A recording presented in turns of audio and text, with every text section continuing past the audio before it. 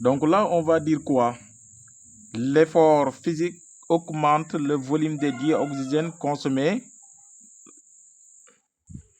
Donc, augmente le volume de dioxygène consommé, ce qui indique une augmentation du volume respiré, ce qui indique une augmentation du rythme respiratoire. Donc, en grosso modo, l'effet K pour l'effort physique sur le rythme respiratoire est son augmentation. Donc, quand on fait un effort physique, donc cet effort physique-là va augmenter le rythme respiratoire. Donc après le 2, on dit le document 2 indique l'évolution de la fréquence cardiaque d'un individu pendant un effort physique puis pendant la récupération. A. Décrit l'évolution de la fréquence cardiaque. B. Déduisant l'effet de l'effort physique sur la fréquence cardiaque. Donc là, comme précédemment aussi, on peut l'analyser en deux temps, c'est-à-dire pendant l'effort physique et aussi pendant la récupération.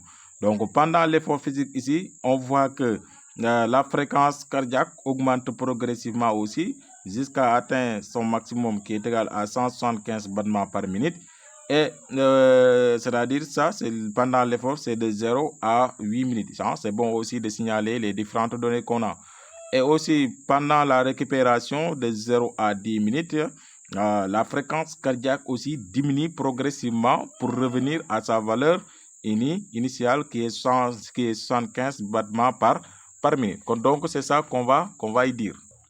Donc, on va dire au début de l'effort physique, la fréquence cardiaque est 75 battements par minute.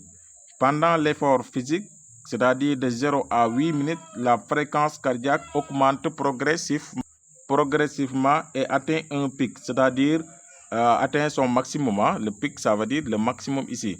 Donc, qui est égal à 175, qui est égal à 275 battements par minute.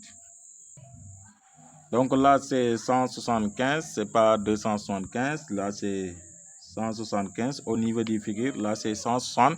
Là, 175. Donc, on atteint un pic à 175 battements par minute.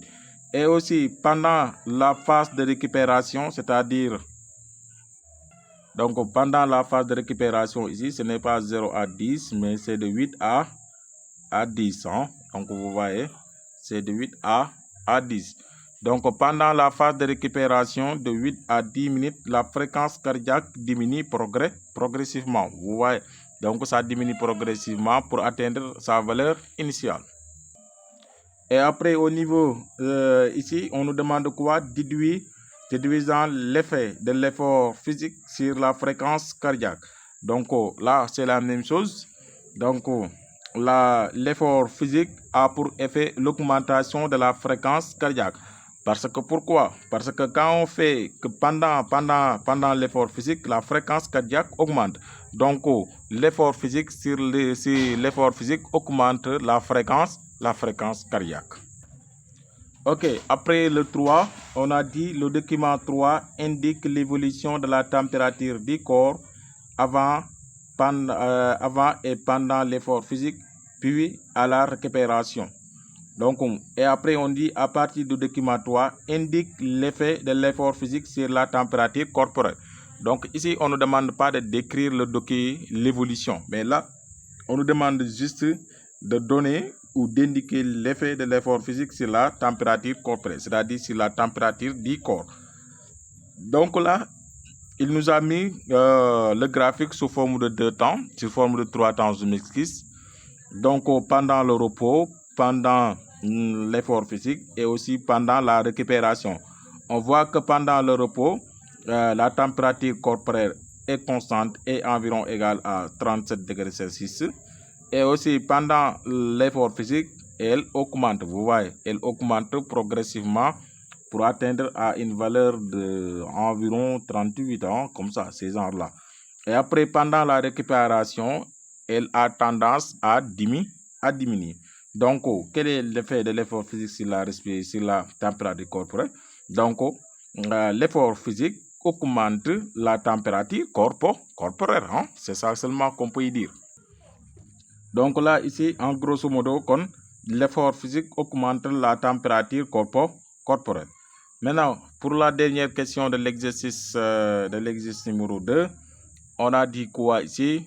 4. À partir des informations fournies par le document 4 et de tes réponses précédentes, explique l'évolution du rythme respiratoire, la fréquence cardiaque et de la température du corps pendant un effort physique. Donc, vous voyez, le document 4, il nous signale que le sang, donc vous voyez, que le sang entrant est riche en glucose et en dioxygène, et le sang sortant est riche en CO2. Et après, et aussi, il nous indique que ce glucose-là et ce dioxygène-là est utilisé sous forme d'énergie, ou il produit de l'énergie.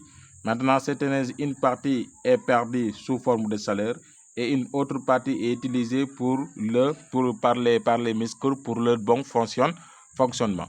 Donc là, on peut voir que, on peut dire que le rythme respiratoire augmente pour fournir plus de dioxygène aux muscles pour y faire de l'énergie nécessaire à leur bon fonctionnement.